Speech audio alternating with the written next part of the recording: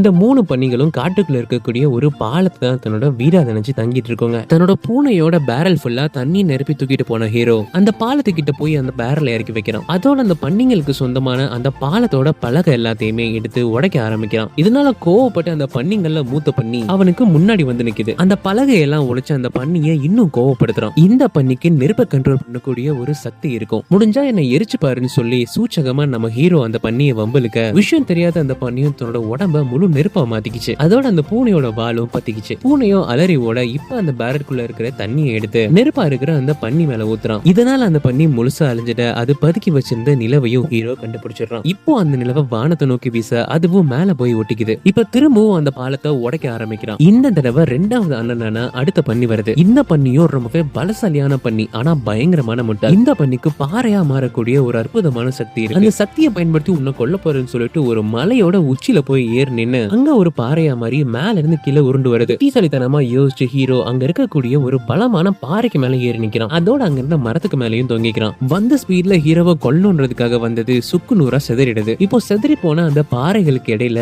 வானத்தோட நட்சத்திரங்கள் எல்லாமே குவியலா கிடக்குது. அது எல்லாத்தையுமே ஒவ்வொன்னா எடுத்து வானத்தை நோக்கி வீசுறான். அதுங்களும் சரியா போய் உட்காந்துக்குது. இப்போ கடைசியா இருக்கிறது அந்த 3வது கடைக்குட்டி பன்னி. இப்போ இவங்க 2 பேரும் தங்களுக்குள்ள ஒரு போட்டியை வச்சுக்கிறாங்க. தங்களுக்குள்ள இருக்கக்கூடிய சக்தியை வச்சு அட்டாக் பண்ண போறதா. இந்த பன்னிக்கு காத்தை கண்ட்ரோல் பண்ணக்கூடிய சக்தி இருக்கும். அதை பயன்படுத்தி பயங்கரமான புயல் காத்த வீச ஹீரோவும் அதெல்லாம் தகர்த்தெறிகிற மாதிரி அசையாம அங்கேயே நிக்கிறான். இப்ப ஹீரோ தன்னோட திறமையை காட்ட போறேன்னு சொல்லிட்டு தன்னோட சுத்திய மேல தூக்கி போட அது கரெக்டா அந்த பன்னியோட மண்டையில விழுந்த ஈஸியாவே அந்த பன்னியை அடிச்சு படுக்க போட்டுறான் நம்ம ஹீரோ. இப்போ அந்த பன்னிக்கிட்ட இருக்கக்கூடிய சூரியனை பறிச்சு அதை வானத்துக்கே அனுப்பிடுறான். இப்போ இந்த உலகத்துல இருந்து மறைஞ்சு போன வெளிச்சமும் நேரமும் திரும்ப வந்துடுது. அதோட அந்த 3வது பன்னியை கட்டி இழுத்துக்கிட்டு போய் ராஜா கிட்ட கொடுக்க அரசரும் இந்த காதலர்களை ஒண்ணு சேர்த்து வச்சிடுறாரு. அவங்க 2 பேருக்கும் கல்யாணமும் நடந்து முடிஞ்சிட அந்த கல்யாணத்தோட விருந்துல அந்த இளவரசி சாப்பிட போறது என்னன்னு தெரியுமா? இந்த கதையோட தொடக்கத்துக்கு காரணமா இருந்த அந்த மந்திர மீன் தான்.